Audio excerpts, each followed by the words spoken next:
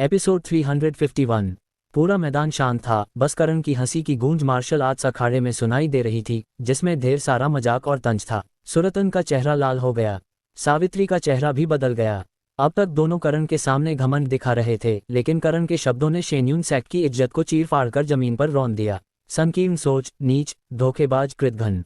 करण के शब्द शेन्यून सेक्ट की सार्वजनिक बेइज्जती जैसे थे। आसपास की भीड़ की नजरें अदृश्य तलवारों की तरह थीं, जो शेन्यून सेक्ट की इज्जत को बेरहमी से काट रही थीं। सुरतन ने गुस्से में चिल्लाया, बकवास! शेन्यून सेक्ट की बदनामी करके तुम अपनी मौत को बुला रहे हो। करण ने ठंडा सा तंज कसा, अच्छा, तो तेजोम, अजय और नीता को बुलाओ, वे बताएं कि मेरे शब्दों में क्या झूठ है।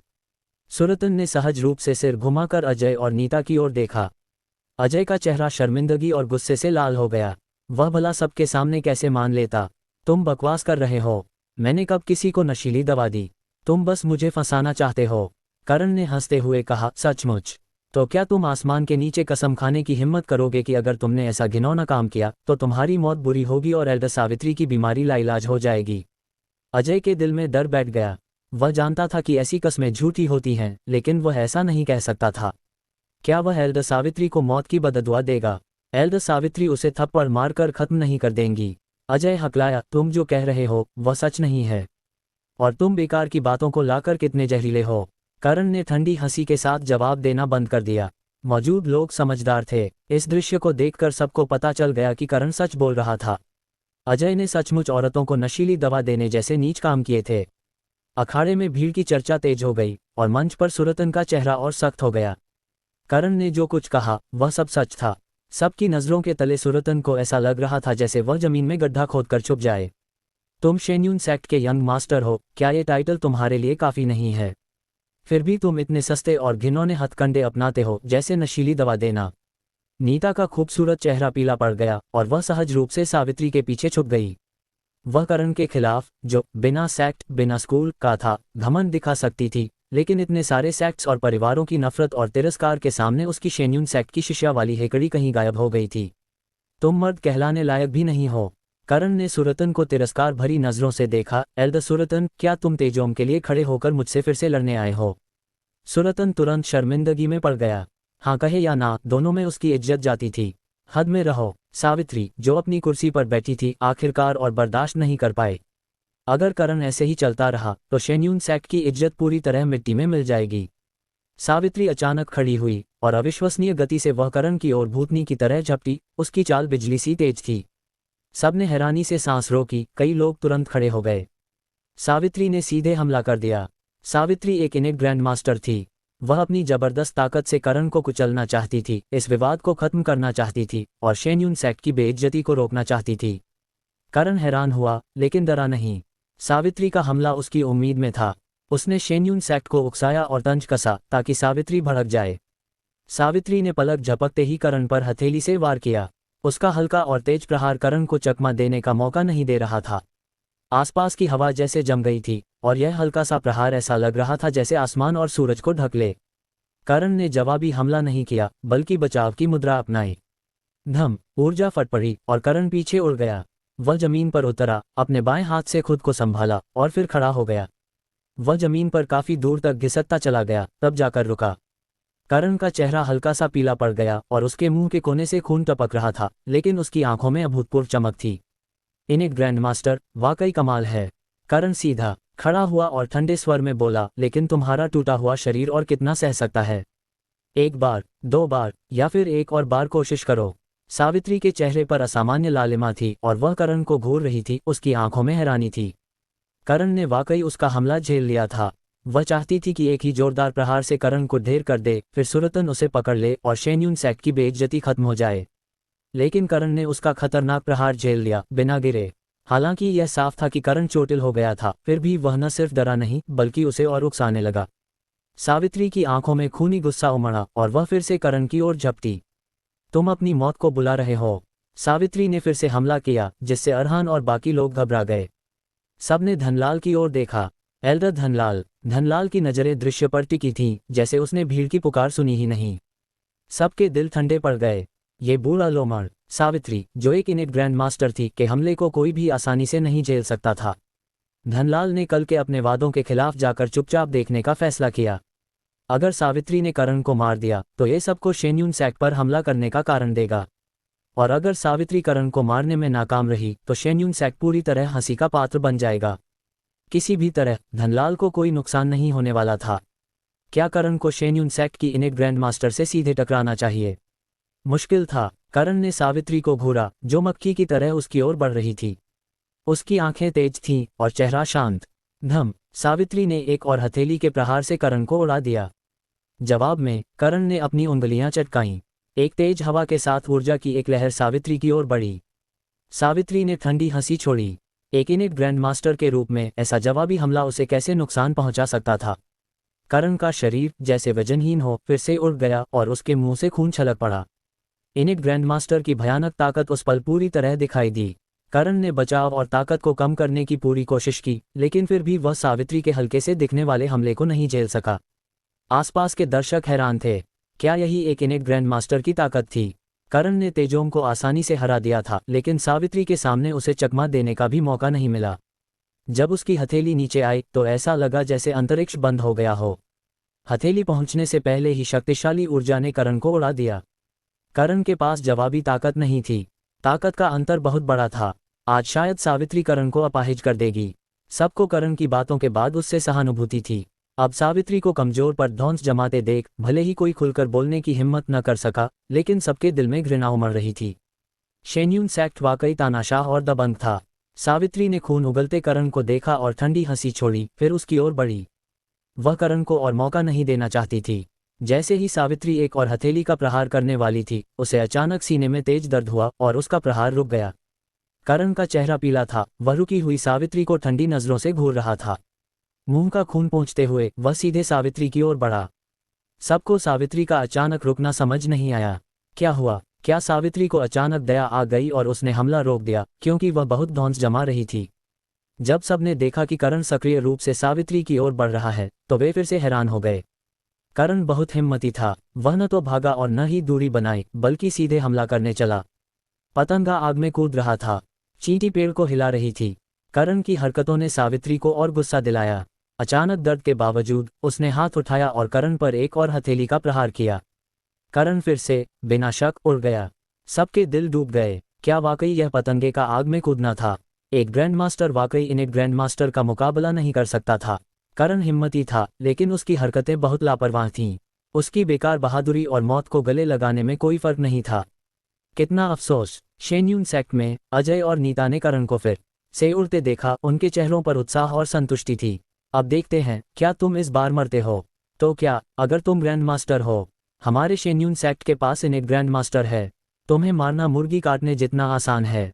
नीता की आंखें खूंखार थीं। वह मन ही मन सोच रही थी कि बाद में करण को कैसे अपमानित करना है, कैसे गुस्सा निकालना है और कैसे उसकी जिंदगी को मौत से बदतर बनाना है।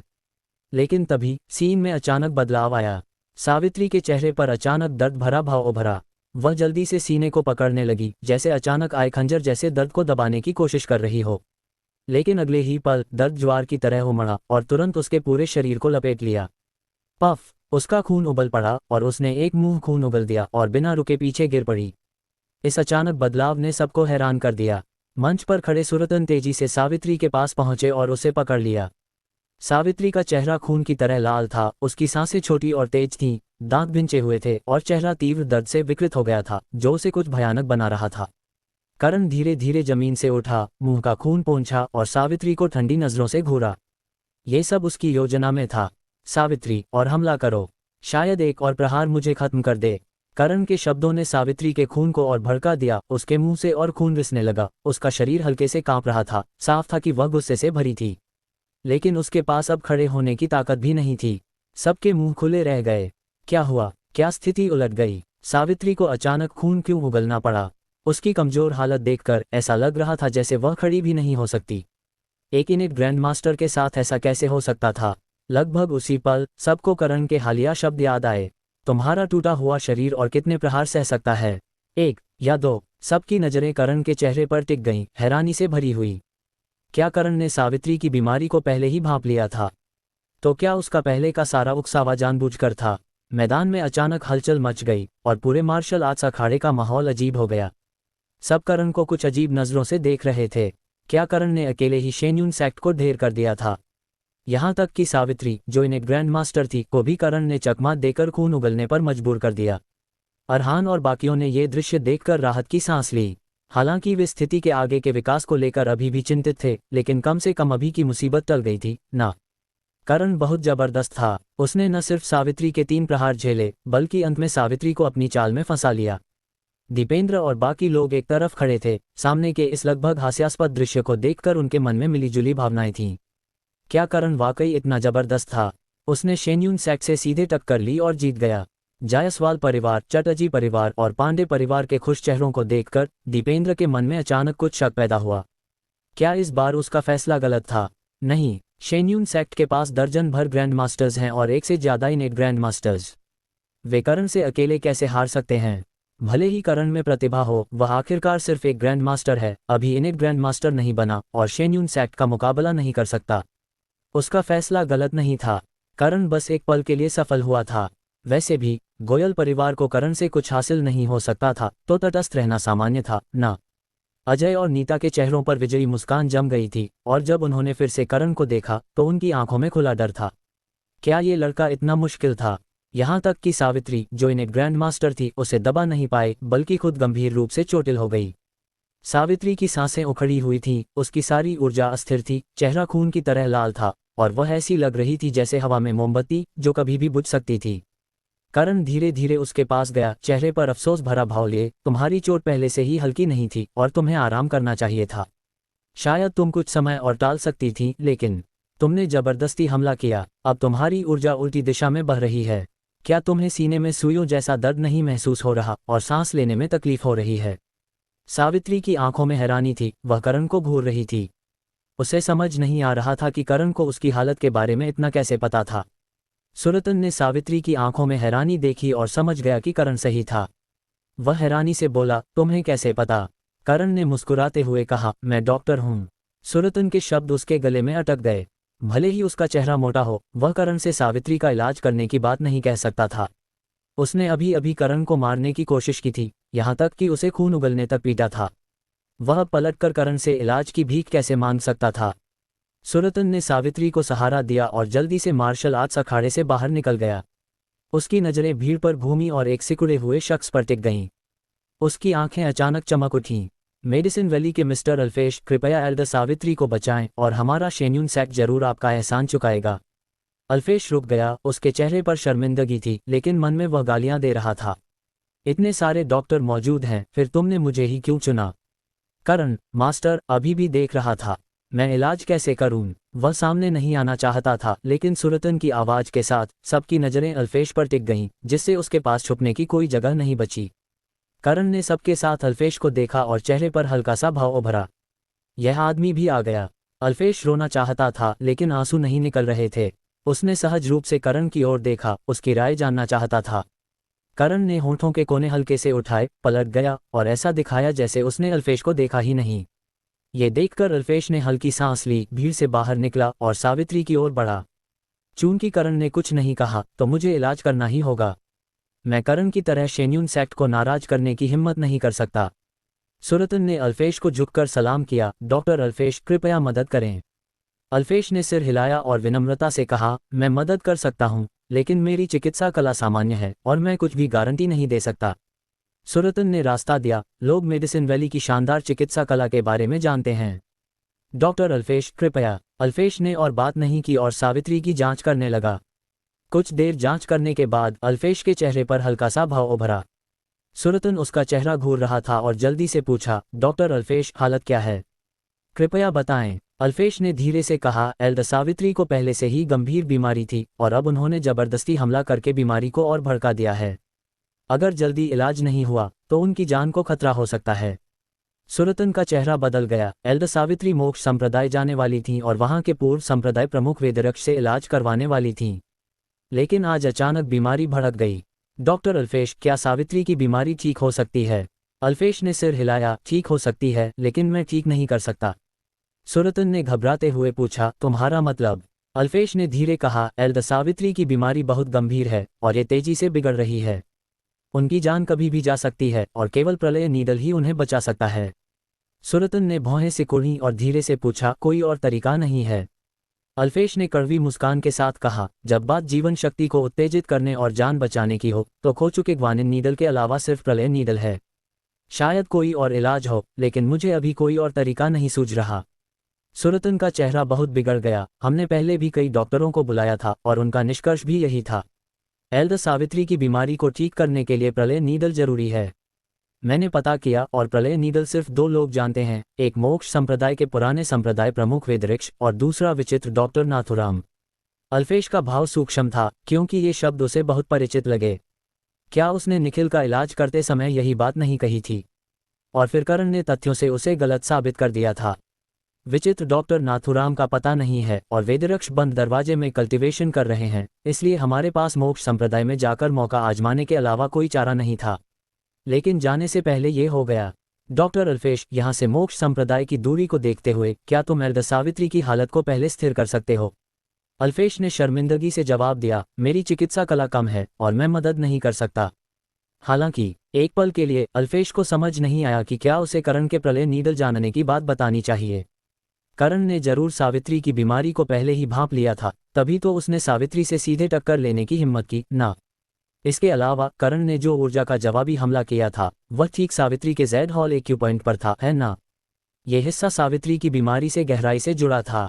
करण का जवाबी हमला सावित्री की ऊर्जा की सुरक्षा को तोड़ नहीं पाया और न ही उसे सीधा नुकसान पहुंचाया।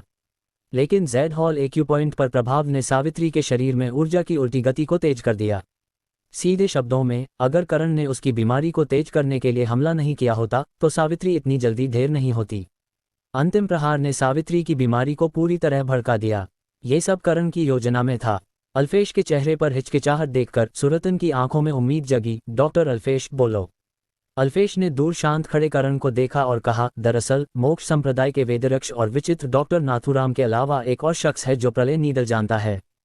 सुरतन खुशी से उछल पड़ा और यहाँ तक कि पास में चुपचाप पड़ी सावित्री ने भी अचानक आंखें खोली और उम्मीद भरी नजरों से अल्फेश को घूरने लगी। मौत से कौन नहीं डरता? यहाँ तक कि एक इनेट ग्रैंड मास्टर भी जब जीवन और मृत्यु का सामना करता है तो आम इंसान से अलग नहीं होता। कौन? डॉक्टर अल्फेश, कृपया बताओ। हम शेन्यून सैक तुम्हारे इस एहसान को जरूर चुकाएंगे, सुरतन ने कहा।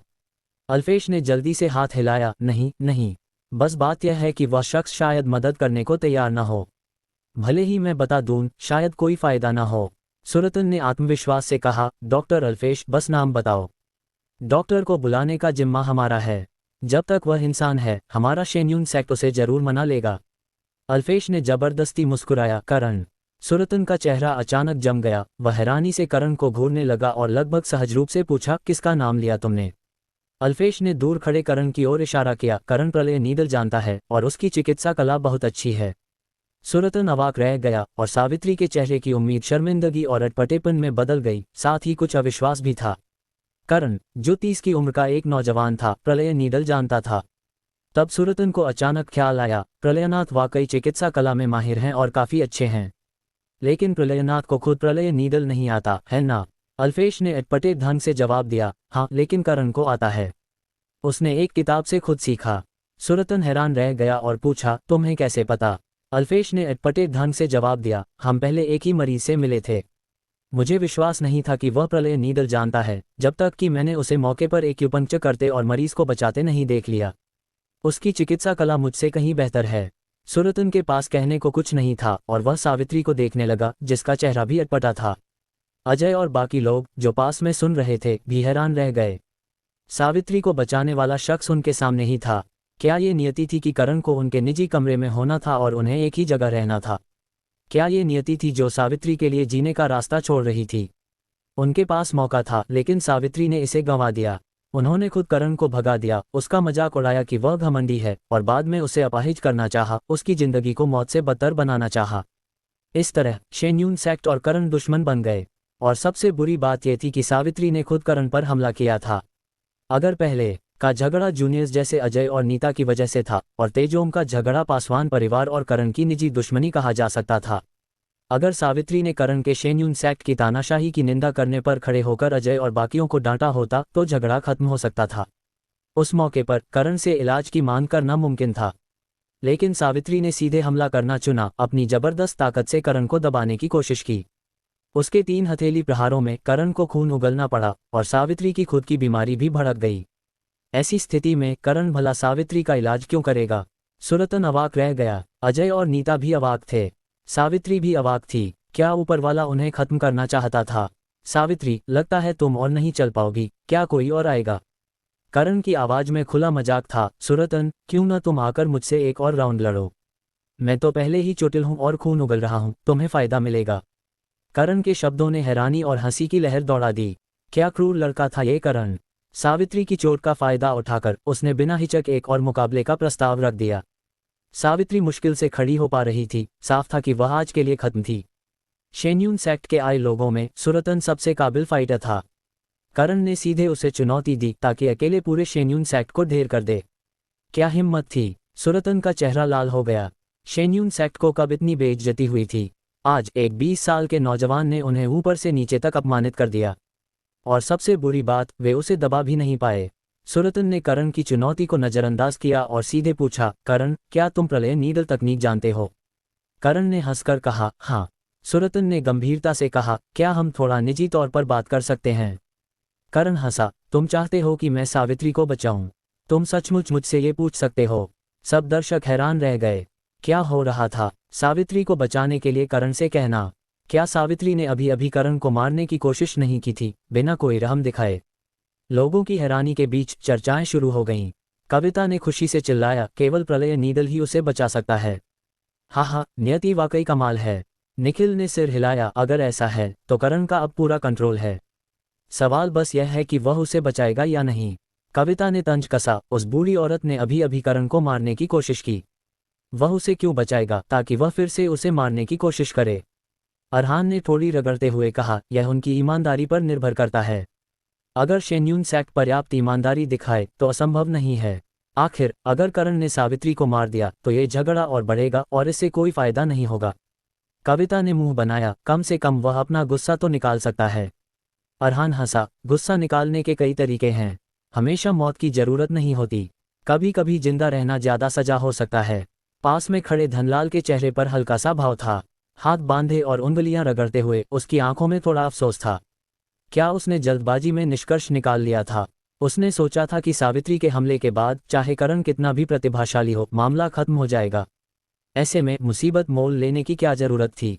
कौन जानता था कि घटनाएं इतना नाटकीय मोड़ लेंगी? सुरतन का चेहरा लाल हो गया। वह शुरू में करण को एक निजी कोने में ले जाकर बात करना चाहता था, चाहे माफी मांगनी पड़े, वादे करने पड़े या कुछ और देना पड़े, बशर्ते करण सावित्री को बचाने के लिए राजी हो जाए। लेकिन करण ने उसकी मंशा को सबके सामने खोल दिया। उसे निजी बातचीत का कोई मौका नहीं दिया, बल्कि मामले को सबके सामने लाकर सबका ध्यान खींच लिया। क्या शातिर लड़का था! वह शेन्यून सेक्ट को सार्वजनिक रूप से अपमानित करना चाहता था। सुरतन इस मामले को नजरअंदाज करने वाला था, तभी सावित्री अचानक कांपी और उसने एक और मुंह खून उगला। सुरतन तुरंत घबरा गया। सावित्री शेन्यून सेक्ट की 3 इनेट ग्रैंड मास्टर्स में से एक थी और सेक्ट का एक मजबूत स्तंभ थी। उसका रुतबा और महत्व सेक्ट के लिए बहुत बड़ा था। सावित्री को किसी भी हाल में मरने नहीं देना था। शर्मिंदगी को भूलकर सुरतन ने पूछा, क्या तुमने एल्डर सावित्री की बीमारी को भांप लिया था? करण ने हल्के से मुस्कुराया, बिल्कुल। अगर मैंने उसके जेड हॉल एक्यूपॉइंट पर वार नहीं किया होता तो उसकी हालत इतनी जल्दी कैसे बिगड़ती? फिक्र मत करो, तुम ज्यादा देर तक तकलीफ नहीं झेलोगे। 1 घंटे में सारा दर्द खत्म हो जाएगा। 1 घंटा! सुरतन का चेहरा बुरी तरह बदल गया, जबकि सावित्री की आंखों में छुपा हुआ डर साफ दिख रहा था। करण के शब्द साफ थे, उसकी हालत सिर्फ 1 घंटे तक टिक सकती थी, उसके बाद वह मर जाएगी। नोएडा में रहते हो तो ये मशीन जरूर ले लो। Ads by pub future. इसलिए उसे लगा था कि उसके हमले में कोई दिक्कत नहीं होनी चाहिए थी और वह अपनी उल्टी ऊर्जा को कंट्रोल कर सकती थी। लेकिन जिस पल करण ने ऊर्जा को उछाला, उसे अचानक इसे कंट्रोल करने में दिक्कत हुई। जैसे एक तेज खंजर, उसकी बीमारी तुरंत बिगड़ गई। सुरतन की नजरें बिना सोचे भीड़ में घूमी, 3 सेक्ट्स और 4 परिवारों के सदस्यों को खोजते हुए। सुरतन करण को संभाल नहीं पा रहा था, तो अब एकमात्र रास्ता था कि एक और भरोसेमंद इनेट ग्रैंड मास्टर को ढूंढा जाए जो करण को पकड़ ले और फिर उसकी जान की धमकी देकर सावित्री का इलाज करवाया जाए।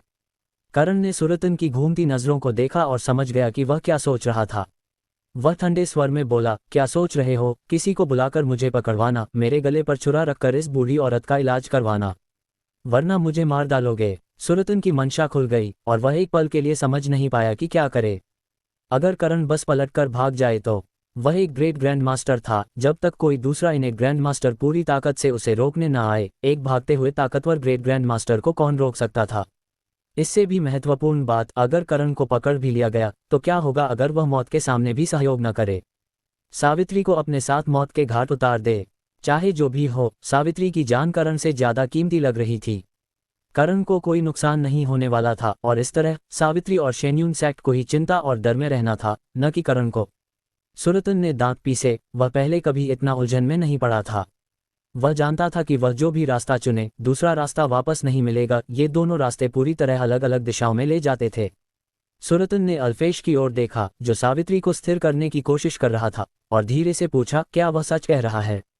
अल्फेश का चेहरा कड़वाहट से भरा था और उसने हल्के से सिर हिलाया। हाँ एल्दर, सावित्री की हालत बिगड़ रही है और जितनी जल्दी हो सके इलाज करना बेहतर है। सुरतन ने मुठियां भींची, लेकिन उसे समझ नहीं आया कि उसका गुस्सा कहाँ उतारना है। वह दांत पीसकर गंभीरता से बोला, करण, अगर तुम एल्दर सावित्री को बचा लो तो हम सारी पुरानी बातें भूल जाएंगे और एक दूसरे को छोड़ देंगे। करण ने पहले हैरानी दिखाई और फिर जोर से हंस पड़ा। उसकी हंसी में घमंड और बेपरवाही थी, जैसे उसे कुछ बहुत मजेदार मिल गया हो। सबने सुना ना, इसने क्या कहा? मुझे सावित्री की जान बचाने को कह रहा है, फिर सब कुछ भूल जाने को। हाँ, कितना उदार है ये। मुझ पर कोई गुस्सा नहीं रखेगा, जैसे मुझे बहुत बड़ा चेहरा दे रहा हो। तुम सब मुझे मारने पीटने को तैयार थे। अब जब तुम बीमार हो और मरने की कगार पर हो, तो चाहते हो कि मैं उस शख्स को बचाऊं जिसने मुझे मारने की कोशिश की, और ऊपर से ऐसा जताते हो जैसे मुझे कोई बड़ा एहसान दे रहे हो। क्या मुझे अब तुम्हें घुटनों पर बैठकर शुक्रिया अदा करना चाहिए कि तुमने मुझे नहीं मारा? करण के शब्दों ने बेकाबू हंसी की लहर दौड़ा दी। कोई शेन्यून सेक्ट को नाराज नहीं करना चाहता था, लेकिन वे खुद को रोक नहीं पाए। ये बहुत मजेदार था। शेन्यून सेक्ट वाकई दबंग था। वे साफ तौर पर मदद मांग रहे थे, लेकिन उनका लहजा और रवैया ऐसा था जैसे वे कोई एहसान कर रहे हों। ये वाकई अभूतपूर्व था। शेन्यून सेक्ट को रोजाना दबंगई की आदत थी, लेकिन आज वे करण से टकरा गए, जो उन्हें जरा भी चेहरा नहीं दे रहा था। उसके शब्द तेज चाकुओं की तरह थे, जो शेन्यून सेक्ट की गर्वीली इज्जत को चीरकर रौंद रहे थे। सुरतन का चेहरा तुरंत जिगर के रंग का हो गया और वह जल रहा था। दर्शकों की हंसी और मजाक भरी नजरें जैसे सुरतन के चेहरे पर थप्पड़ मार रही थीं, जिससे उसे ऐसा लग रहा था जैसे वह कोई दरार ढूंढकर उसमें घुस जाए। हालांकि शेन्यून सेक्ट में सुरतन की स्थिति सावित्री जितनी ऊंची नहीं थी, वह फिर भी एक ग्रेट ग्रैंड मास्टर था जो आमतौर पर खुद को दूसरों से ऊपर समझता था। लेकिन इतने सारे लोगों के सामने करण से गिड़गिड़ाना एक ऐसी बेइज्जती थी जिसे वह बर्दाश्त नहीं कर सकता था, इसलिए उसके शब्द कठोर थे, जिसने उसे और शर्मिंदगी में डाल दिया। नीता ने देखा कि सुरतन दांत पीस रहा था, जैसे किसी को मार डालना चाहता हो, और उसे डर हुआ कि वह कंट्रोल खो देगा। अगर ऐसा हुआ तो सावित्री, जिस पर वह निर्भर थी, चली जाएगी। मजबूरी में वह आगे आए और बोली, पहले मेरी गलती थी। अगर तुम मेरी परदादी को बचा लो तो मैं तुमसे माफी मांग लूंगी। करण ने नीता को ठंडी नजरों से देखा और तंज कसा, नीता जी, मैं भला तुमसे माफी कैसे मंगवा सकता हूँ? क्या होगा अगर बाद में तुम्हें मुझसे चिढ़ हो जाए और तुम किसी को बुलाकर मुझे अपाहिज करवा दो? बिना किसी इन्हें ग्रैंड मास्टर के सहारे मैं क्या करूंगा? नीता के चेहरे पर करण का तंज बर्दाश्त नहीं हुआ और उसने जवाब दिया, क्या तुम मर्द भी हो? एक औरत को तंग करके तुम्हें बहुत मजा आ रहा है। मैंने माफी मांग ली, तुम और क्या चाहते हो? करण ने हंसकर कहा, उसकी मुस्कान में खुली ठंडक थी। शेन्यून सेक्ट, हाँ, मैं क्या कर सकता हूँ? मैं क्या हिम्मत कर सकता हूँ? मैं कुछ नहीं कर सकता। मैं वापस जाकर सो जाऊं, ये तो ठीक है ना? ये कहकर करण ने और बात नहीं की और पलटकर चल दिया, साफ और निर्णायक। रुको, नीता ने डर से चिल्लाया। अगर करण ऐसे ही चला गया तो उसकी परदादी का क्या होगा? उसे करण के प्रति सारी नाराजगी झेलनी पड़ेगी। अगर उसकी परदादी मर गई तो न सिर्फ वह शेन्यून सेक्ट में अपना सहारा खो देगी, बल्कि सेक्ट के बाकी लोग भी उससे नफरत करेंगे। आखिर करण को नाराज करने की वजह से ही यह झगड़ा बढ़ा और परोक्ष रूप से उसकी परदादी की मौत हुई। लेकिन करण ने नीता की ओर ध्यान नहीं दिया और उसके कदम इतने हल्के थे जैसे उसके पैरों के नीचे हवा हो। उसके चेहरे पर हल्की सी मुस्कान थी, जैसे कोई विजयी सेनापति जंग से लौट रहा हो। सावित्री घबरा गई और उसने सुरतन का हाथ पकड़ लिया। अगर करण ऐसे ही चला गया तो मैं क्या करूं? यहाँ लेटकर मौत का इंतजार करूं? तुम्हें कोई रास्ता निकालना होगा, चाहे कोई भी शर्त हो। करण को मुझे बचाने के लिए मनाना होगा, वरना मैं तो मर ही जाऊंगी। सुरतन ने सावित्री की चिंतित और डरी हुई आंखों को देखा और तुरंत उसकी मंशा समझ गया। बेबसी से आह भरते हुए उसने इज्जत बचाने की बजाय सावित्री की जान को प्राथमिकता दी। सावित्री शेन्यून सेक्ट का एक मजबूत स्तंभ थी और उसकी सुरक्षा को किसी भी हाल में खतरे में नहीं डाला जा सकता था। सुरतन चिल्लाया, करण, अगर एल्डर सावित्री मर गईं तो तुम्हें भी कोई फायदा नहीं होगा। अपनी शर्तें बता। जब तक तुम एल्डर सावित्री को बचा लो हम तुम्हारी शर्तें मान लेंगे। करण रुक गया, उसके चेहरे पर मजा और गंभीरता का मिश्रण था। कोई भी शर्त, और तुम मान लोगे? सुरतन ने राहत की सांस ली कि करण रुक गया। लगता था कि करण सब कुछ तनाव में खत्म नहीं करना चाहता था। अभी भी बातचीत की गुंजाइश थी, बस बातचीत हो सकती थी। सुरतन को सबसे ज्यादा डर इस बात का था कि करण बिना बातचीत की गुंजाइश दिए चला जाए। लेकिन अगर करण ऐसा करता तो उसे मजबूरन मदद मांगनी पड़ती, करण को पकड़कर आगे की योजना बनानी पड़ती। सुरतन ने गंभीरता से कहा, जब तक तुम्हारी शर्त बहुत ज्यादा न हो हम मान लेंगे। करण ने हंसकर कहा, अगर मुझे शर्त रखनी है तो बिल्कुल ज्यादा होगी। तुम चाहो तो न मानो और चाहो तो मुझे पकड़ भी सकते हो, मेरी जान की धमकी देकर इलाज करवा सकते हो। हालांकि तुम्हारा शेन्यून सेक्ट दबंग और बेतुका है, लेकिन फिर भी तुम 3 सेक्स और 4 परिवारों में से एक हो। तुम्हारे कुछ दोस्त तो होंगे ही ना। करण ने सीधे एक और संभावना को उजागर कर दिया, जिससे सुरतन और बेचैन हो गया। क्या इस लड़के ने इसके लिए भी कोई जवाबी उपाय सोच रखा था? क्या उसके पास यहाँ कोई बैकअप था? सुरतन तब तक करण को पकड़ने का सहारा नहीं लेगा जब तक बिल्कुल जरूरी न हो। सावित्री का इलाज हो पाएगा या नहीं, यह एक बात थी, लेकिन क्या वे बाद में करण को छोड़ सकते थे? अगर उन्होंने करण को मार दिया तो क्या उसका पागल मास्टर हंगामा नहीं मचाएगा? हालांकि प्रलयनाथ की ताकत शेन्यून सेक्ट से कम थी, वह फिर भी एक ग्रैंड मास्टर था और अगर वह हत्या या जहर देने की राह चुनता तो उनके लिए बड़ा सिरदर्द बन सकता था। सुरतन ने अपने दिल और दिमाग को स्थिर किया और गहरी आवाज में बोला, क्या हम निजी तौर पर बात कर सकते हैं? करण ने हंसकर कहा, कोई दिलचस्पी नहीं। वैसे भी सावित्री के पास ज्यादा से ज्यादा 1 घंटा बचा है। अगर तुम यहाँ मुझसे बहस करना चाहते हो तो मुझे कोई दिक्कत नहीं। सुरतन का दिल डूब गया। उसने कमजोर और परेशान सावित्री को देखा और उसे पता था कि आज सावित्री को ठीक करने के लिए उन्हें साउथ वेस्ट कॉन्फ्रेंस के सामने इज्जत गंवानी पड़ेगी। लगता था कि करण ऐसा शख्स नहीं था जिसे कुछ नर्म शब्दों से जीता जा सकता था। सुरतन ने दांत पीसे और कहा, ठीक है, तुम बोलो। जल्दी क्या है, आराम से बात करेंगे। पहली बात। करण ने हाथ बढ़ाया और नीता की ओर इशारा किया, तुम इधर आओ। नीता का चेहरा तुरंत पीला पड़ गया। करण उससे बदला लेने जा रहा था। उसने गिड़गिड़ाती नजरों से सुरतन को देखा, लेकिन वह चुप रहा। जब उसने अपनी परदादी की ओर मदद के लिए देखा तो पाया कि बूढ़ी औरत की आंखें बंद थीं, जैसे उसने कुछ देखा या सुना ही नहीं। नीता ने बेताबी से अजय का हाथ पकड़ा और धीरे से कहा, सीनियर भाई। अजय ने उसका हाथ हटाया, उसकी आंखों में न देखते हुए, और धीरे से बोला, बस जाओ, चाहे कुछ भी हो, पहले एल्डर सावित्री को बचाओ। चाहे तुम्हें कितनी भी बेइज्जती सहनी पड़े, हम बाद में इसे 100 गुना वापस लेंगे। नीता पूरी तरह निराश हो गई। वह सहज रूप से एक कदम पीछे हटी, भागना चाहती थी, लेकिन दूसरा कदम उठाने से पहले सुरतन की नज़र उस पर पड़ी। उसकी आंखों में सख्त चेतावनी थी। नीता का चेहरा और पीला पड़ गया। वह जानती थी कि वह भाग नहीं सकती। नीता हिचकते हुए मार्शल आर्ट्स अखाड़े के केंद्र की ओर बढ़ी, लेकिन कुछ कदम चलने से पहले सुरतन की धीमी आवाज उसके कानों में पहुंची। जल्दी करो, टाइम वेस्ट मत करो। जितना तुम देर करोगी एल्डर सावित्री के लिए उतना ही खतरनाक होगा। नीता कांप गई और अनायास अपनी रफ्तार बढ़ा दी। वह मन ही मन खुद को हिम्मत दे रही थी, डरो मत, सबके सामने वह तुम्हें मार तो नहीं सकता ना, ज्यादा से ज्यादा वह तुम्हें अपमानित करेगा। बस सह लो, एक बार जब वह परदादी को बचा लेगा उसे पकड़ लेंगे और उसे 1000 टुकड़ों में काट देंगे। नीता करण के सामने पहुंची और दांत भींचकर बोली, तुम क्या करना चाहते हो? तुम्हें सबक सिखाना। करण ने उदासीन स्वर में जवाब दिया, तुम्हें थप्पड़ मारने से पहले मैं तुमसे पूछना चाहता हूं। मैंने साफ तौर पर तुम्हारी मदद की थी, तो फिर तुमने क्यों सोचा कि मैंने तुम्हें अपमानित किया और तुम मुझसे बदला लेना चाहती हो? सिर्फ इसलिए कि मेरे पास कोई सेक्ट या बैकग्राउंड नहीं है, मैं तुम्हारी धौंस का शिकार बनने लायक हूं। नीता का चेहरा लाल हो गया, वह जवाब नहीं दे पाए। हाँ, उसने करण को सिर्फ इसलिए तंग किया क्योंकि वह एक मामूली शख्स लगता था जिसने उसकी अनदेखी करने की हिम्मत की थी, तो उसने उसे सबक सिखाना चाहा, ना। इसके अलावा ट्रेन में उन्होंने उसे पैसे देकर जाने को कहा था कि वह खुद सीट ढूंढ ले, लेकिन उसने मना कर दिया और कहा कि वे ही उसके लिए सीट ढूंढें। शायद यही असली वजह थी कि वह करण से नाराज थी। तुम्हें पैसे देकर जाने को कहना पहले ही तुम्हें इज्जत देना था, फिर भी तुमने इस एहसान को नहीं माना। अब जाकर नीता को अपनी असली भावनाएं समझ आई कि वह करण को अनजाने में क्यों नापसंद करती थी और दूसरी बार मिलने पर उसे अपमानित करना चाहती थी। उसे हमेशा लगता था कि उसकी परदादी के साथ होने से करण को तंग करना आसान होगा, लेकिन कौन जानता था कि चीजें इस तरह हो जाएंगी। नीता ने दांत पीसे और माफी मांगी, मुझे माफ कर दो। करण ने ठंडी हंसी छोड़ी और अपने हाथ के पिछले हिस्से से नीता के चेहरे पर थप्पड़ मार दिया।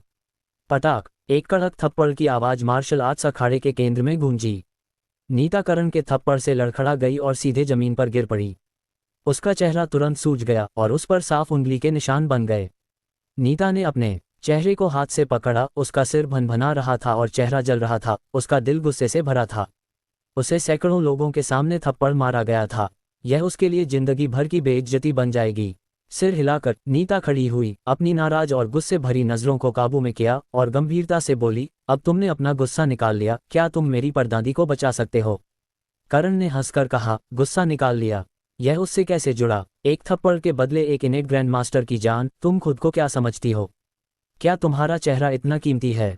करण के क्रूर शब्द जैसे उसके चेहरे पर एक और थप्पड़ थे, जिससे उसे तीव्र अपमान महसूस हुआ। नीता इतनी शर्मिंदगी में थी कि मर जाना चाहती थी, लेकिन उसकी हिम्मत नहीं थी कि वह कुछ करे या कड़वे शब्द बोले। तो तुम क्या करना चाहते हो? करण ने उदासीन स्वर में जवाब दिया, बाकी का मामला तुमसे कोई लेना देना नहीं, निकल लो। नीता ने होंठ काटे और पलटकर चली गई।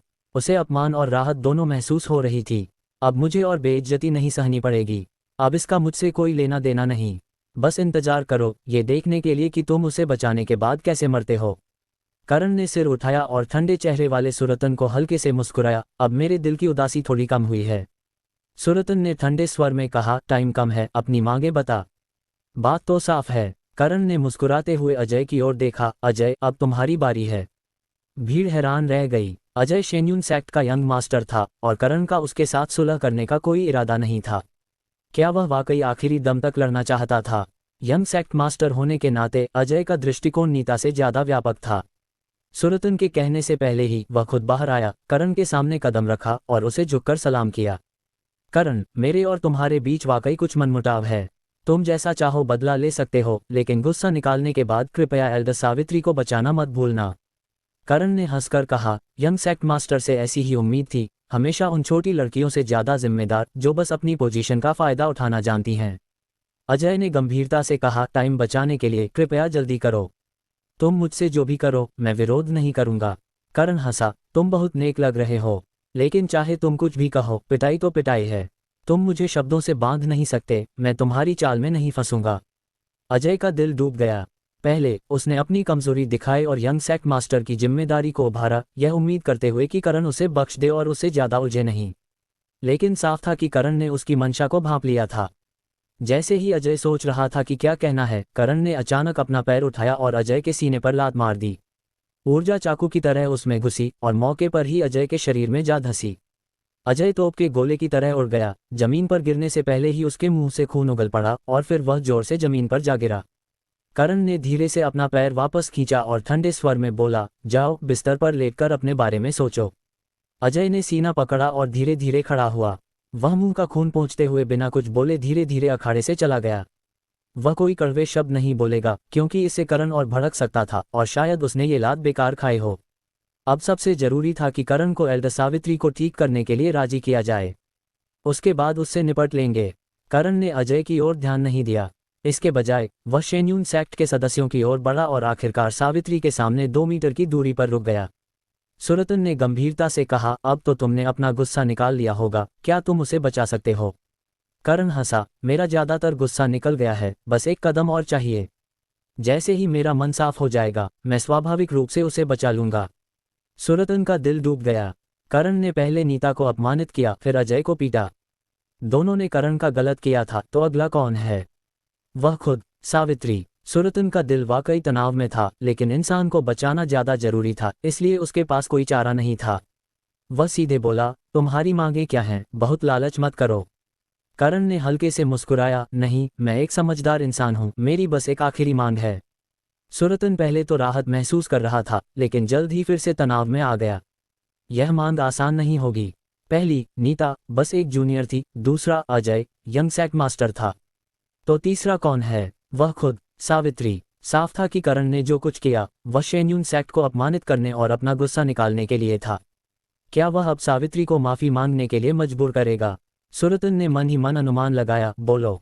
करण की नजरें सावित्री के चेहरे पर टिकी, उसका भाव मजाक भरा था। सावित्री, अगर तुम जीना चाहती हो तो घुटनों पर बैठकर मुझसे गिड़गिड़ाओ। अरे बाप रे, करण पागल हो गया है। ये तो असली हिम्मत है। कमाल है, उसने तो सावित्री को घुटने टेकने और माफी मांगने को कह दिया। बस यही कह सकता हूँ कि ये जबरदस्त है। ये तो शेन्युन संप्रदाय को दीवार से सटा देना है। पूरा मार्शल आर्ट्स मैदान करण के शब्दों से एकदम भौचक्का हो गया। सब लोग पहले तो हैरान हुए, फिर उत्साहित हो गए। अब मजेदार तमाशा देखने को मिलेगा। बेशक कुछ लोग शेन्युन संप्रदाय के पक्ष में थे, लेकिन वो गिनती के थे। और फिर करण का अमीर खानदानों के दबाव के खिलाफ खड़ा होना और उनका मुंहतोड़ जवाब देना, ये तो एक कमजोर इंसान की शानदार वापसी की कहानी है। ऐसा तमाशा कौन नहीं देखना चाहेगा जिसमें अमीर लोग सिर झुकाएं। सुरतन का चेहरा गुस्से से लाल था और सावित्री की आंखों में आग थी। उन्हें लगा था कि करण शायद सावित्री से माफी मांगने को कहेगा, लेकिन ये नहीं सोचा था कि करण इतना सख्त होगा कि सावित्री को घुटने टेकने को कह देगा। सावित्री शेन्युन संप्रदाय की एक जन्मजात मास्टर हैं और ताकत व रुतबे के मामले में पूरे देश में मशहूर हैं। अगर वो घुटने टेक देती हैं तो भविष्य में वो कैसे लोगों के सामने सिर उठा पाएंगी। करण, हद से ज्यादा मत करो। एल्डर सावित्री का रुतबा और उम्र इतनी बड़ी है, क्या तुम उनके घुटने टेकने की जिम्मेदारी ले सकते हो? करण हल्के से हंसा और शांति से बोला, जब उन्होंने मुझे मारने की कोशिश की तब तो उन्होंने मेरी उम्र या मेरी ताकत का नहीं सोचा। वो तो बड़े बुजुर्गों का अनादर कर रही थी, तो मैं उनके घुटने टेकने की जिम्मेदारी क्यों नहीं ले सकता? थोड़ा रुककर करण ने ठंडे लहजे में कहा, दुनिया में बहुत सारी नाइंसाफी है, लेकिन सबसे बड़ी इंसाफ ये है कि हर किसी की जान एक ही है। मौत के सामने सब बराबर हैं। अगर तुम में दम है तो अपनी इज्जत के साथ मरो। अगर जीना चाहते हो तो घुटने टेको और माफी मांगो। जब मैं नाराज हूं तो तुम्हें कैसे बचा सकता हूं? एक पल के लिए सुरतन कुछ बोल नहीं पाया। जब तुमने अपनी ताकत से करण को दबाया तब तुम्हें इस बात की परवाह नहीं थी कि वो कितना कमजोर है या सही है। अब करण के हाथ में तुम्हारी जिंदगी है और वो बस अपनी इज्जत और गुस्सा निकालना चाहता है। इसमें क्या गलत है? सुरतन सावित्री के लिए फैसला नहीं ले सका और उसकी तरफ देखा। एल्डर सावित्री। सावित्री ने गहरी सांस ली और गंभीरता से बोली, हमारे शेन्युन संप्रदाय के पास एक दुर्लभ ड्रैगन और टाइगर गोली है जो लोगों की ताकत को जल्दी बढ़ा सकती है। ये बहुत कीमती है। अगर तुम मुझे बचाते हो तो मैं तुम्हें एक दूंगी। ड्रैगन और टाइगर गोली। आसपास के कल्टीवेटर्स की आंखें चमक उठी, उनकी नजरें ईर्ष्या से भरी थीं। कहा जाता है कि ड्रैगन और टाइगर गोली किसी की ताकत को बहुत बढ़ा सकती है और यहाँ तक कि एक मास्टर को ग्रैंड मास्टर की रैंक तक पहुंचा सकती है। लेकिन इसके सामान दुर्लभ हैं और इसे बनाना बहुत मुश्किल है, इसलिए ये बहुत कीमती और अनमोल है। कल्टीवेटर्स के लिए इसकी कीमत को पैसे में नहीं मापा जा सकता। शेन्युन संप्रदाय ने इस बार बड़ा ऑफर दिया है। करण ने शेन्युन संप्रदाय को नाराज कर दिया है, तो उसकी ताकत बढ़ाना उसकी पहली प्राथमिकता होनी चाहिए। वो ये सौदा मानेगा ना? गुस्सा निकालने और दुश्मनी को हमेशा के लिए बनाए रखने या ड्रैगन और टाइगर गोली से असली फायदा लेने के बीच मुझे लगता है कोई भी दूसरा विकल्प चुनेगा। आखिरकार सावित्री का ड्रैगन और टाइगर गोली ऑफर करना अपने आप में हार मानने जैसा है। अरहान और बाकी लोग एक दूसरे को देखकर हैरानी में थे। ड्रैगन और टाइगर गोली। कहा जाता है कि पासवान परिवार ने शेन्युन संप्रदाय की दी हुई ड्रैगन और टाइगर गोली की वजह से तेजोंग को ग्रेट ग्रैंड मास्टर बनाकर शीर्ष पर पहुंचा था। एक गोली एक बड़ा खानदान बना सकती है। आखिरकार एक ग्रेट ग्रैंड मास्टर वाला संप्रदाय या परिवार बिना ग्रैंड मास्टर वाले से पूरी तरह अलग होता है। पासवान परिवार बंगलौर के 8 बड़े खानदानों में पहले नंबर पर है और कोई उससे टक्कर लेने की हिम्मत नहीं करता। करण को ये मान लेना चाहिए ना? अगर करण को ड्रैगन और टाइगर गोली मिलती है तो क्या हमारे ग्रुप को उसके साथ सौदा करने का मौका मिलेगा? सबकी उत्सुक नजरों के बीच करण ने शांति से जवाब दिया, इंसान को अपनी इज्जत और आत्मसम्मान की जरूरत होती है। बिना इसके वो आखिरकार दूसरों का गुलाम बन जाता है। इसलिए मैं मना करता हूँ। सबके मुंह खुले रह गए। उनकी आंखें करण पर टिकी थीं, जैसे उन्होंने भूत देख लिया हो। उसने मना कर दिया। करण ने वाकई ड्रैगन और टाइगर गोली ठुकरा दी। अविश्वसनीय। सबने करण को देखा और उनके दिल में मिली जुली भावनाएं उमड़ पड़ीं। इनमें हैरानी, निराशा, ईर्ष्या थी, लेकिन सबसे ज्यादा प्रशंसा। कोई आश्चर्य नहीं कि करण इतनी कम उम्र में ग्रेट ग्रैंड मास्टर बन गया। उसकी प्रतिभा के अलावा इसका उसके स्वभाव से भी कुछ लेना देना है। अरहान और बाकियों ने एक साथ आह भरी। उनकी आंखों में निराशा छिप नहीं रही थी। उन्होंने एक दूसरे को देखा, उनकी प्रतिक्रियाएं एक जैसी थीं और बस हल्के से हंस पाए। करण वाकई बड़ा दिल वाला है। लोग एक सांस के लिए लड़ते हैं और बुद्ध एक अगरबत्ती के लिए। करण की रीढ़ वाकई मजबूत है। चाहे सावित्री झुके या न झुके, ये दुश्मनी तो बढ़ेगी ही। करण ने भविष्य के बारे में साफ तौर पर नहीं सोचा। शेन्युन संप्रदाय को बदला लेने के लिए जाना जाता है और आज की बेइज्जती वो भूलेंगे नहीं। यहाँ तक कि अगर सावित्री को झुकने पर मजबूर किया तो भी वो भविष्य में बदला लेंगे, और अगर शेन्युन संप्रदाय खुद न आए तो उनके दोस्त तो हैं ही। हाँ, मामला अब पेचीदा हो गया है। मैदान के किनारे सुरतन और सावित्री के चेहरे बहुत अजीब हो गए। सुरतन कुछ हद तक बाहरी था, हालांकि उसे सावित्री के साथ शेन्युन संप्रदाय के शिष्य के तौर पर बेइज्जती महसूस हुई, लेकिन सावित्री की भावनाएं 100 गुना ज्यादा तीव्र थीं। ये लड़का पागल है, वो ड्रैगन और टाइगर गोली भी नहीं चाहता, बस उसे बेइज्जत करना चाहता है और उसे उसके सामने झुकने को मजबूर करना चाहता है। सावित्री ने करण को घूरा। करण, तुमने पहले ही नीता और अजय को बेइज्जत कर दिया है और तुमने काफी इज्जत कमा ली है, अब रुक क्यों नहीं जाते? करण हंसकर बोला, मुझे नहीं पता कि रुकने का मतलब क्या होता है। तुम्हारी मेहरबानी का बदला मैं दुश्मनी से कैसे दे सकता हूँ?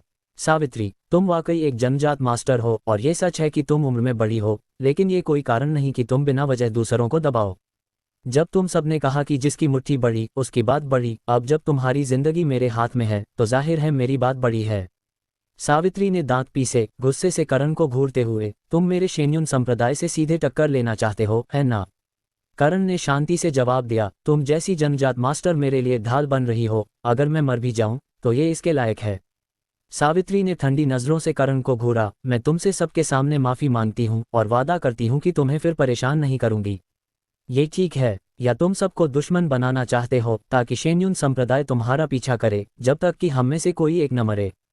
करण ने तंज कसते हुए कहा, क्या तुम्हें लगता है कि ये सब्जी मंडी है जहां मोलभाव कर सकते हो?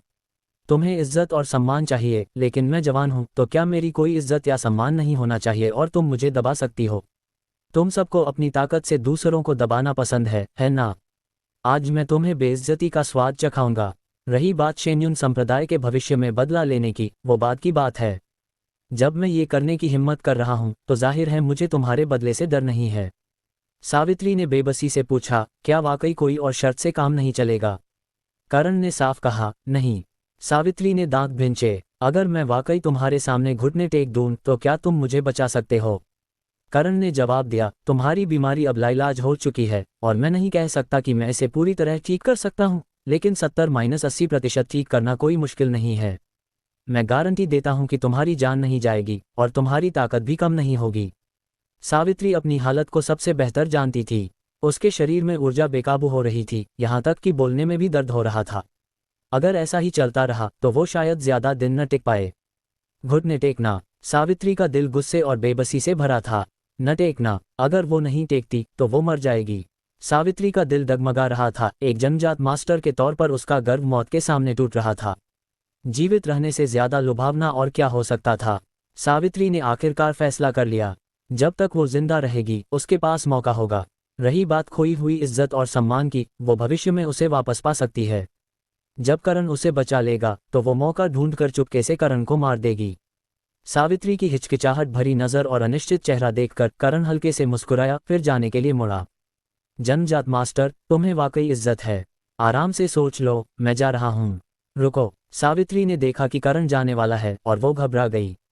उसने जल्दी से उसे रोकने के लिए आवाज दी और फिर पास खड़ी एक अधेड़ उम्र की औरत की मदद से मुश्किल से खड़ी हुई। करण रुका और पीछे मुड़ा, खड़ी सावित्री को तंज भरी नजरों से देखते हुए, क्या हुआ? सोच लिया। सावित्री ने गंभीरता से कहा, क्या ये सच है कि अगर मैं घुटने टेककर माफी मांग लूं तो तुम मेरी जान बचा लोगे और कुछ और नहीं मांगोगे? करण ने हल्के से सिर हिलाया, हाँ। सावित्री ने दांत भिंचे, पास खड़ी अधेड़ औरत को धक्का दिया और उसके घुटने नरम पड़ गए। वो सीधे जमीन पर घुटने टेक कर बैठ गई। भीड़ से हैरानी भरी सांसें निकलीं। वो वाकई घुटने टेक गई। उसने घुटने टेक दिए। शेन्युन संप्रदाय की इज्जत चली गई। हाँ, शेन्युन संप्रदाय की इज्जत बस एक घुटने टेकने से चली गई। आज का तमाशा तो गजब का है। 30 साल से कम उम्र का एक लड़का सीधे शेन्युन संप्रदाय के पैरों तले कुचल गया, ये तो शानदार वापसी है। कौन सोच सकता था कि ऐसा होगा? करण इस बार गजब का था, लेकिन उसने शेन्युन संप्रदाय को बुरी तरह नाराज कर दिया। शेन्युन संप्रदाय जरूर बदला लेगा। यहाँ तक कि अगर सावित्री खुद न आए, उनके पास 2 और जन्मजात मास्टर हैं और 10 से ज्यादा ग्रैंड मास्टर्स हैं। ये सब उसकी जवानी की वजह से है। हालांकि उसने अपना गुस्सा निकाल लिया, लेकिन उसने सबको दुश्मन बना लिया। सबके हैरान नजरों के बीच सावित्री ने भावहीन लहजे में कहा, करण, मुझे माफ कर दो। मैंने बिना वजह तुम पर हमला किया और अपनी ताकत से तुम्हें दबाया, ये मेरी गलती थी। प्लीज मुझे माफ कर दो। करण जोर से हंसा, जन्मजात मास्टर, तुम तो घुटने टेक भी सकती हो। हाँ, तुम्हारे घुटने उतने सख्त नहीं है जितना मैंने सोचा था। सावित्री ने सिर झुका लिया, उसकी आंखें शर्म और गुस्से से भरी थीं। उसे ऐसी बेइज्जती कब झेलनी पड़ी थी? लोग तो उसके सामने घुटने टेकते थे, लेकिन वो कब किसी के सामने झुकी थी? लेकिन आज, जिंदा रहने के लिए, उसने घुटने टेक दिए। सावित्री का दिल खून का प्यासा था। चूंकि तुम नहीं चाहते कि मैं तुम्हारे खिलाफ न जाने की कसम खाऊं, तो बाद में मुझे बिना दया के पलटने का दोष मत देना। ये तुम्हारी ही लालच और हद न जानने की वजह है। सावित्री को सिर झुकाए चुप देखकर करण ने तंज कसते हुए कहा, ठीक है, उठो, चलो कोई शांत जगह ढूंढते हैं और मैं तुम्हारी बीमारी का इलाज करता हूँ। करण अनुमान लगा सकता था कि सावित्री क्या सोच रही है, लेकिन उसे कोई चिंता नहीं थी। अगर तुम, सावित्री, अपनी जिंदगी के लिए मेरे सामने घुटने टेक सकती हो, तो तुम मेरी जिंदगी के लिए मेरा सम्मान भी कर सकती हो और मेरी रक्षा भी कर सकती हो। मुझसे बदला लेना चाहती हो? कोई चांस नहीं। योजक चिन्ह, योजक चिन्ह, योजक चिन्ह। सावित्री के बेडरूम में करण ने सावित्री के शरीर से चांदी की सुइयां निकाली और हल्के से कहा, सही समय पर प्रलय सुई का इस्तेमाल करने से अच्छा असर हुआ। थोड़ी दूर पर सुरतन जैसे लोग बैठे थे और राहत की सांस ले रहे थे। उनकी नजरें सावित्री के चेहरे पर थीं, उम्मीद से भरी हुई। सावित्री ने अपनी ऊर्जा को फिर से जागृत किया और कुछ सेकंड बाद उसके चेहरे पर हैरानी भरी मुस्कान फैल गई। अब दर्द नहीं था, वाकई कोई दर्द नहीं था। उसकी उग्र ऊर्जा और खून शांत हो गया था और ऊर्जा अब पहले की तरह चुभन वाली नहीं थी, बल्कि सामान्य रूप से सुचारू हो गई थी। उसकी मौजूदा हालत न सिर्फ पहले जैसी हो गई थी, बल्कि लगभग स्वस्थ थी। करण ने न सिर्फ उसकी जान बचाई, बल्कि उसकी बीमारी को काफी हद तक ठीक भी कर दिया। मुट्ठियां भींचते हुए सावित्री ने तुरंत अपनी ऊर्जा को गर्जन और सुचारू महसूस किया। उसके पूरे शरीर में ताकत भरी थी। उत्साह के अलावा सावित्री करण की गजब की चिकित्सा कला की तारीफ किए बिना न रह सकी। पहले उसने कई मशहूर डॉक्टरों से सलाह ली थी, लेकिन एक एक करके सब बेबस थे और उनके निष्कर्ष एक जैसे थे। प्रलय सुई तकनीक इसे ठीक कर सकती है, लेकिन मुझे नहीं पता कैसे।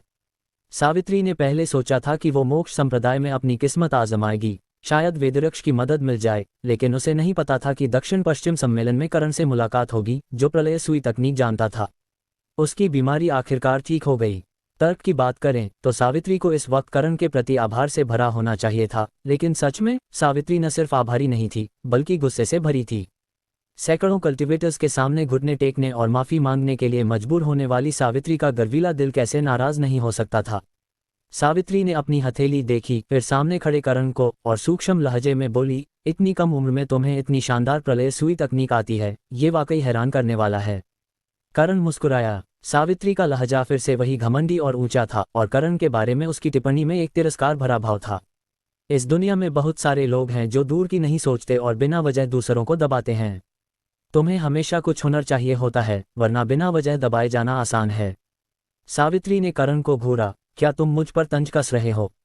करण ने साफ कहा, सिर्फ तुम नहीं, शेन्युन संप्रदाय के लगभग सभी लोग ऐसे हैं।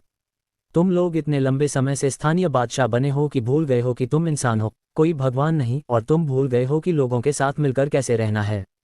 सुरतन ने ठंडे लहजे में कहा, करण, हद से ज्यादा मत करो। करण मुस्कुराया, तुम कर सकते हो, लेकिन कोई और कुछ कहे तो नहीं। तुम लोग वाकई बहुत दबंग हो।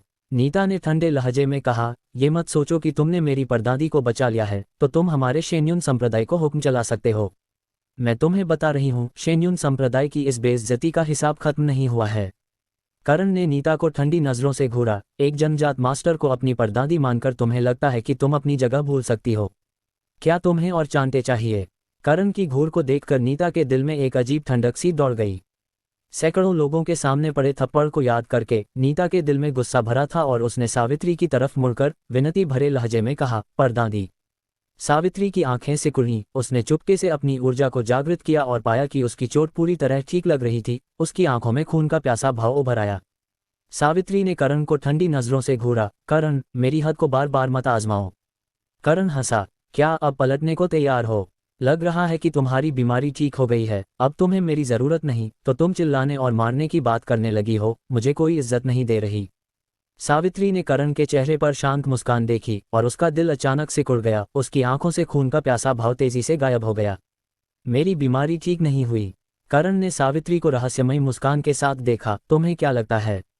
सावित्री को और ज्यादा बेचैनी होने लगी और उसने मुड़कर कहा, डॉक्टर अल्फेश। अल्फेश, जिसे जबरदस्ती वहां लाया गया था, ने करण को अजीब सी शर्मिंदगी भरी नजरों से देखा, जिसमें सवाल भरे थे। करण मुस्कुराया, तुम हो और मैं हूं। मुझे मत देखो। अल्फेश ने राहत की सांस ली, शुक्रिया मास्टर। शेन्युन संप्रदाय के लोग अल्फेश को देखकर हैरान थे और अल्फेश को शर्मिंदगी महसूस हुई और उसने समझाया, मुझे यकीन नहीं था कि उसे प्रलय सुई तकनीक आती है और मैंने शर्त हार दी। अल्फेश के शब्द सुनकर सबको तुरंत समझ आ गया। तो अल्फेश भी एक बदनसीब था जिसे करण के सामने दिखावा करने की सजा मिली थी। अल्फेश फिर सावित्री के पास आया और ध्यान से जांच की। उसके चेहरे पर एक सूक्ष्म भाव उभरा। वो करण की तरफ देखे बिना न रह सका, उसकी आंखें सम्मान से भरी थीं। सावित्री ने अल्फेश की नज़र देखी, जिससे उसके दिल में वो अशुभ भाव और गहरा हो गया। डॉक्टर अल्फेश, साफ साफ बताओ, क्या हाल है? अल्फेश ने सोच समझकर कहा, एल्द सावित्री, आपकी बीमारी पूरी तरह ठीक नहीं हुई है, बस अभी के लिए दबा दी गई है और कुछ समय बाद ये धीरे धीरे फिर से उभरेगी। शेन्युन संप्रदाय के लोगों के चेहरे बदल गए और उनकी नज़रें करण के चेहरे पर टिक गईं। सुरतन ने गुस्से से कहा, तुमने एल्द सावित्री को पूरी तरह ठीक नहीं किया। करण हल्के से मुस्कुराया और बोला, मैंने पहले ही कहा था कि मैं इसे 70-80% ठीक कर सकता हूँ, ये सुनिश्चित करते हुए कि उनकी ताकत कम न हो, और मैंने वही किया। मैंने कभी नहीं कहा कि मैं इसे पूरी तरह ठीक कर सकता हूँ। करण की नज़र शेन्युन संप्रदाय के लोगों पर तंज भरी थी, उसका लहजा व्यंग्यात्मक था। मैंने अभी किसी की जान बचाई और सुइयां निकालने से पहले ही एल्द सावित्री मुझे खून की प्यासी नज़रों से देख रही हैं, जैसे नदी पार करने के बाद पुल तोड़ देना चाहती हो और गधे को मार देना चाहती हो। अपनी सुरक्षा के लिए मुझे तो एक जान बचाने वाला हथियार रखना ही होगा, है ना? सब एक पल के लिए खामोश हो गए और सावित्री के चेहरे पर झुंझलाहट उभरी। डॉक्टर अल्फेश, मैं कितने समय तक अपनी बीमारी को दोबारा उभरने से रोक सकती हूँ? अल्फेश ने सोचा, 1 साल। सावित्री ने राहत की सांस ली। 1 साल काफी लंबा समय था, कम से कम उसे इलाज ढूंढने के लिए पर्याप्त वक्त मिल जाता। बस उसे 1 साल के अंदर वेदरक्ष से इलाज करवाना था या नाथुराम का पता लगाकर उससे इलाज करवाना था, फिर सब ठीक हो जाता। करण को तो मारा जा सकता था। अल्फेश ने हिचकिचाते हुए कहा, एल्द सावित्री, आपकी आंतरिक हालत वाकई काफी खराब है। प्रलय सुई ने आपकी छिपी हुई संभावनाओं को जागृत करके आपको अस्थायी रूप से ठीक दिखाया है। समस्या को पूरी तरह खत्म करना लगभग असंभव है। आपकी मौजूदा स्थिर हालत को बनाए रखने के लिए आपको नियमित अंतराल पर सुई चिकित्सा करवानी होगी। सावित्री सन रह गई। उसे बार बार सुई चिकित्सा करवानी होगी। क्या ये उसका अंत नहीं होगा? सावित्री ने उम्मीद भरे लहजे में पूछा, आपने जो अंतराल कहा वो कितना है? अल्फेश ने जवाब दिया, लगभग 1 साल। सुरतन हैरानी से बोला, तो हर साल सावित्री को करण से सुई चिकित्सा करवानी होगी ताकि वो जिंदा रह सके? अल्फेश ने सिर हिलाया, कमोबेश ऐसा ही है। बेशक, अगर कोई और प्रलय सुई तकनीक जानता हो तो वो भी कर सकता है। या तो मोक्ष संप्रदाय के पूर्व नेता वेदरक्ष या फिर अजीब डॉक्टर नाथुराम। सावित्री का चेहरा पीला पड़ गया, जबकि अजय और नीता हैरानी से घूर रहे थे, उनकी आंखों में डर भरा था। सब बेवकूफ नहीं थे और वो अल्फेश के शब्दों का मतलब समझ गए। चाहे वो मोक्ष संप्रदाय के वेदरक्ष हों या अजीब डॉक्टर नाथुराम, एक बंद दरवाजे की साधना में है और दूसरा गायब है। यहाँ तक कि अगर सावित्री उन्हें ढूंढ ले और उनकी मदद ले ले, वो सिर्फ 1 साल के लिए उसकी मदद कर सकते हैं, और उनके रुतबे को देखते हुए वो हर साल सावित्री के लिए सुई चिकित्सा नहीं कर पाएंगे। पूरे आसमान के नीचे सिर्फ करण ही बचा है जो सावित्री की जिंदगी को बढ़ा सकता है। दूसरे शब्दों में, सावित्री का जिंदा रहना या न रहना करण के मूड पर निर्भर करेगा। जब उसकी जिंदगी करण के हाथ में है तो वो उसका लहजा कैसे तय कर सकती है? कोई आश्चर्य नहीं कि करण ने अभी इतने बेधड़क तंज कसे जब सावित्री ने अपनी पुरानी घमंडी अदा दिखाई थी। करण अच्छी तरह जानता था कि अगर सावित्री जिंदा रहना चाहती है तो वो उसका कुछ नहीं बिगाड़ सकती। सावित्री न सिर्फ करण का कुछ नहीं कर सकती, बल्कि उसे करण को कुछ भी करना होगा। वरना जब वक्त आएगा करण को कुछ करना नहीं पड़ेगा, वो बस थोड़े समय के लिए गायब हो जाएगा और सावित्री का खेल खत्म। एक पल के लिए सावित्री को समझ नहीं आया कि इस बदलाव को कैसे संभाले। वो बिस्तर पर भावहीन चेहरा लिए लेटी थी, उसका चेहरा पीला था और वो नहीं जानती थी कि क्या सोचे। नीता पहले ही चुप हो चुकी थी और अजय के पीछे सिकुड़ गई थी, करण की आंखों में देखने की हिम्मत भी नहीं कर रही थी। उसका एकमात्र सहारा और भरोसा अब करण के मूड पर निर्भर था। अगर उसने फिर से उसे उकसाया तो क्या वो खुद को मौत के हवाले नहीं कर रही होगी? सुरतन का चेहरा भी अजीब हो गया। वो अनिच्छा से बोला, करण, क्या वो सच कह रहा है? कमोबेश, करण ने शांति से जवाब दिया, तो अगर तुम जिंदा रहना चाहते हो तो मुझे नाराज मत करो और मुझे दुखी मत करो। बेशक, अगर तुम मरने के लिए तैयार हो तो फिर तुम्हें किसी का डर नहीं। तुम अभी भी मुझ पर हमला कर सकते हो, देखो क्या तुम मुझे मार सकते हो, अपना गुस्सा निकाल सकते हो। आखिर एक जन्मजात मास्टर के तौर पर मेरे द्वार बंधे जाने से नाराज होना समझ में आता है। हालांकि करण ने कहा कि वो समझता है, उसके शब्दों में तंज साफ दिख रहा था। वो सावित्री के चेहरे पर तमाचा मार रहा था। कौन कहता है कि सावित्री ने अभी उसके सामने अपना घटिया रवैया दिखाया था? सुल्तान का चेहरा शर्मिंदा हो गया और वो एक दोस्त के लिए बात करने का मूड खो बैठा। वैसे भी सावित्री अभी ठीक हो चुकी थी तो वो खुद इसका सामना कर सकती है थी, और वो बेइज्जती के लिए नहीं जाता। सुरतन अनुमान लगा सकता था कि सावित्री क्या चुनेगी। आखिर जिंदा रहने के लिए उसने 100 लोगों के सामने घुटन टेक दिए थे, तो ऐसा क्या था जो वो नहीं कर सकती थी। जब एक बार इंसान घुटन टेक देता है तो दूसरी या तीसरी बार करने में कोई दिक्कत नहीं होती। करण ने शांति से अपनी चांदी की सुई का डब्बा जेब में डाला। अब भी मुझे मारना चाहते हो? अगर तुम अभी भी हाथ नहीं उठाते तो मैं जा रहा हूं। सावित्री वापस होश में आए और करण के तंज भरे चेहरे को देखा। वो सच में करण को एक मुक्का मारकर उसका सर फाड़ देना चाहती थी, लेकिन अपनी जिंदगी के बारे में सोचकर सावित्री को बस सहन करना पड़ा, यहाँ तक कि उसने अपने चेहरे पर एक जबरदस्ती की मुस्कान भी लाई। करण, मुझे क्या करना चाहिए ताकि आप हर साल मेरी जान बचाने के लिए एक्यूपंक्चर कर सकें? करण ने हल्के से मुस्कुराते हुए कहा, यह तुम्हारे व्यवहार पर निर्भर करता है। जब करण दोबारा मार्शल आर्ट से एरिना में आया तो सबकी नज़रें उस पर पहले से बिल्कुल अलग थीं। 27 साल का एक जबरदस्त माहिर ग्रैंड मास्टर इन मेडिसिन। अपनी ताकत से उसने मोक्ष संप्रदाय को छोटे से लेकर बड़े तक पूरी तरह दबा दिया और आखिर में उसने मोक्ष संप्रदाय की इनेट ग्रैंड मास्टर सावित्री को घुटने टेकने और अपनी गलती मानने पर मजबूर कर दिया। ऐसा उलटफेर देखकर सबके रोंगटे खड़े हो गए और करण को भीड़ से कुछ और प्रशंसात्मक नज़रें मिलीं। हालांकि एक ग्रेट ग्रैंड मास्टर बहुत ताकतवर होता है, फिर भी उसने मोक्ष संप्रदाय को चुनौती दी जिसमें 3 इनेट ग्रैंड मास्टर्स थे। ऐसा इंसान जिसके हौसले अटल हैं, उसने वो कर दिखाया जो बाकी लोग नहीं कर सकते थे और स्वाभाविक रूप से उसने सबकी प्रशंसा हासिल की। अरहान और बाकी लोग करण से मिलने आए।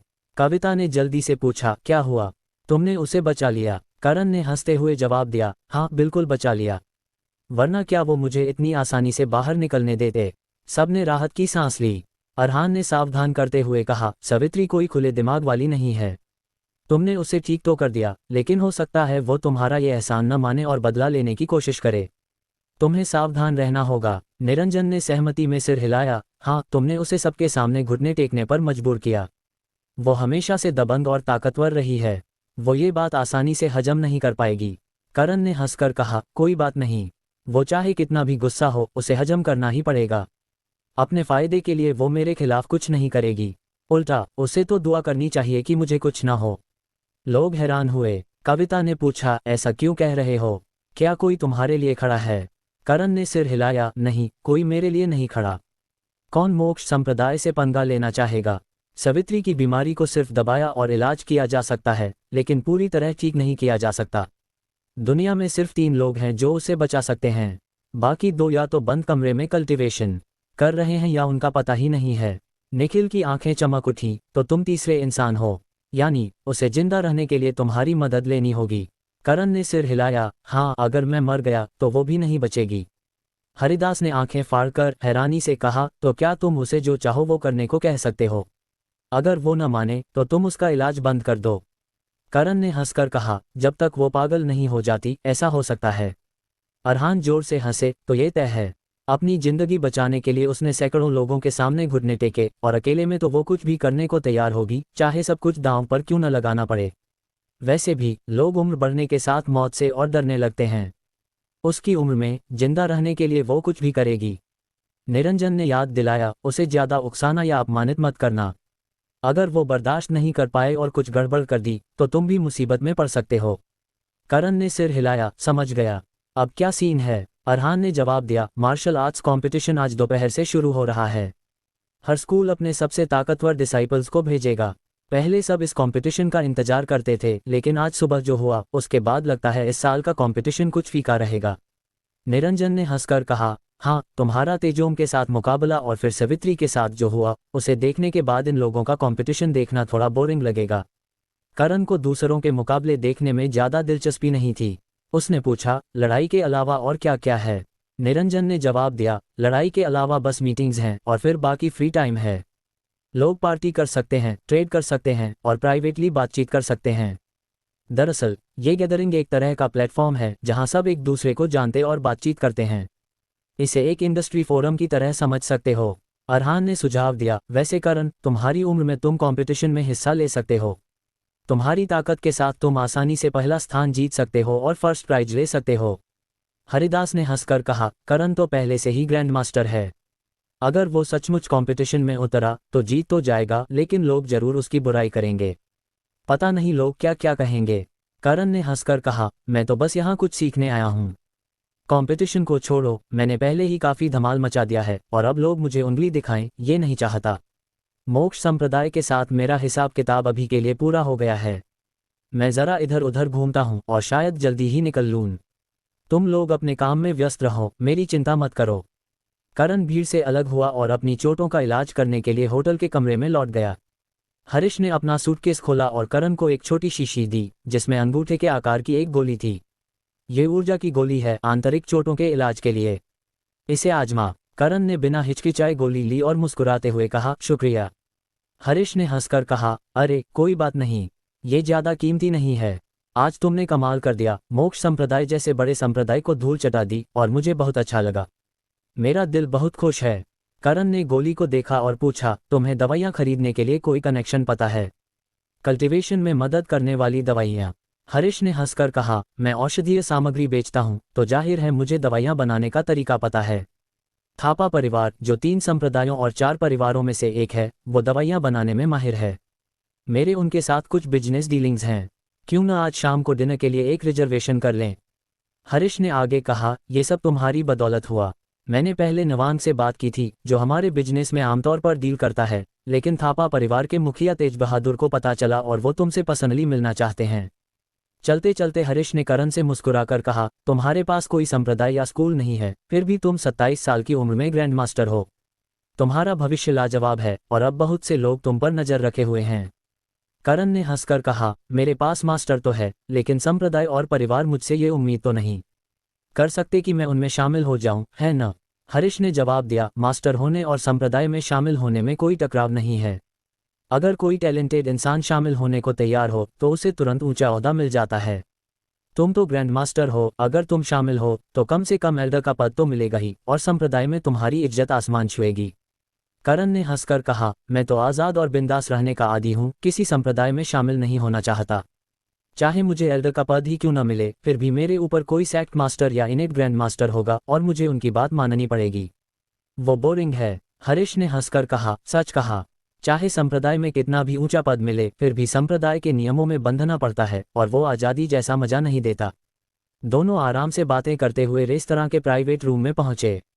वहां पहले से 2 लोग बैठे थे, एक 60 साल का आदमी, थापा परिवार का मुखिया तेज बहादुर, और दूसरा 40 साल का आदमी, नवांग। दोनों को देखकर वो खड़े हो गए। मिस्टर करण, नमस्ते, मैं तेज बहादुर हूँ। आज आपके जज्बे और कर्तव्य ने मुझे बहुत प्रभावित किया। मैं आपकी हिम्मत का बहुत सम्मान करता हूँ। जब मुझे नवांग से ये बात पता चली तो मैं खुद को रोक नहीं पाया और आपसे मिलने चला आया। करण ने मुस्कुराते हुए तेज बहादुर से हाथ मिलाया। मिस्टर थापा, आप बहुत तारीफ कर रहे हैं। कुछ औपचारिक बातचीत के बाद सब बैठ गए। तेज बहादुर ने पास से एक कागज का बैग उठाया और करण को दिया। आज मैंने देखा कि आप खून उल्टियां कर रहे थे, जाहिर है आपको कुछ आंतरिक चोटें आई हैं। मैं आपके लिए कुछ दवाइयां लाया हूं, एक छोटा सा तोहफा। कृपया इसे स्वीकार करें। करण ने मुस्कुराते हुए मना करने की कोशिश की। मिस्टर थापा, तोहफे की जरूरत नहीं, आखिर मैंने आपके लिए कुछ किया भी तो नहीं। एल्डर हरीश ने मुझे पहले ही ऊर्जा की गोली दी है और मैं लगभग ठीक हो चुका हूँ। लेकिन तेज बहादुर ने जिद की, ऊर्जा की गोली आंतरिक चोटों के लिए अच्छी है, लेकिन चोटों को पूरी तरह ठीक करने के लिए और देखभाल चाहिए, वरना छिपी हुई समस्याएं रह सकती हैं। इस बैग में 3 गुइयुआन पिल्स हैं, जो ऊर्जा की गोली से ज़्यादा असरदार हैं। इसके अलावा कुछ जी की पिल्स भी हैं, जो कल्टीवेशन में मदद करती हैं। मैं मिस्टर करण से मिलने आया हूं क्योंकि मुझे आपसे एक मदद चाहिए। अगर आप मेरा ये छोटा सा तोहफा भी नहीं लेंगे तो मैं अपनी बात कैसे रख पाऊंगा? तेज बहादुर की सच्चाई देखकर करण और मना नहीं कर सका और तोहफा ले लिया। शुक्रिया मिस्टर थापा, मैं आपकी क्या मदद कर सकता हूँ? तेज बहादुर ने हंसकर कहा, पहले डिनर करते हैं, पेट भरते हैं, फिर बात करेंगे। शराब के दौर और खाने के बाद माहौल और हल्का और मज़ेदार हो गया। मोक्ष संप्रदाय की सवित्री का क्या हाल है? करण ने बेपरवाही से जवाब दिया, वो अभी के लिए ठीक है।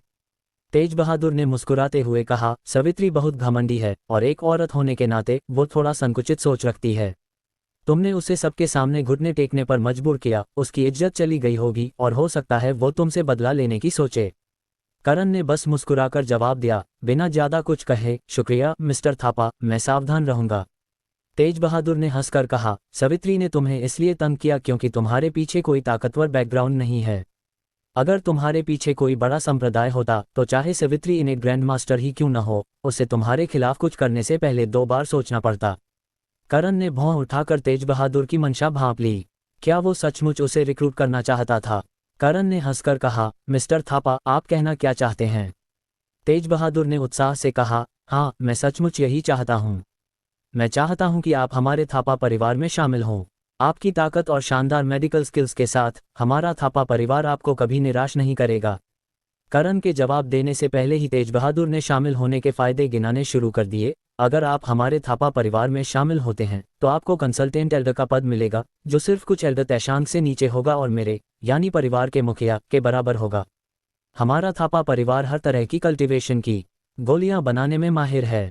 अगर आप शामिल होते हैं तो हम आपको रोजमर्रा के कल्टीवेशन के लिए जरूरी गोलियां मुफ्त में देंगे। आपको जो चाहिए हम उसे प्राथमिकता देंगे और हर संभव कोशिश करेंगे कि आपकी जरूरत पूरी हो। परिवार में रोजाना ज्यादा कुछ करने की जरूरत नहीं होगी, तो कंसल्टेंट एल्डर्स पर कोई खास पाबंदियां नहीं होंगी। हम बस इतना चाहते हैं कि कुछ खास मौकों पर आप हमारी मदद करें। तेज बहादुर ने जोश से बात की और आखिर में उम्मीद भरी नजरों से करण की ओर देखा। मुझे पता है ये बात अचानक हो सकती है, लेकिन मैं आप जैसे टैलेंट को खोना नहीं चाहता। अगर आप किसी संप्रदाय या परिवार में शामिल होने का इरादा नहीं रखते तो मेरी बात को भूल जाए। लेकिन अगर आप शामिल होने के बारे में सोच रहे हैं तो कृपया हमारे थापा परिवार को पहली प्राथमिकता दें। मैंने जो कुछ कहा वो बेसिक ट्रीटमेंट है। अगर आपकी कोई और डिमांड है तो बेझिझक बताएं, हम उसे पूरा करने की पूरी कोशिश करेंगे। तेज बहादुर का न्योता वाकई में काफी सच्चा था। सिर्फ कल्टीवेशन के लिए गोलियां देना ही काफी था कि कोई भी कल्टीवेटर ललचा जाए। कल्टीवेशन का रास्ता टैलेंट पर निर्भर करता है, लेकिन उससे भी ज्यादा संसाधनों पर। जैसे कहावत है, अगर तुम सही जगह पर खड़े हो तो हवा के साथ उड़ने के लिए सूअर भी तैयार हो सकता है। अगर ढेर सारे कल्टीवेशन संसाधन मिलें तो सूअर भी बहुत ताकतवर बन सकता है।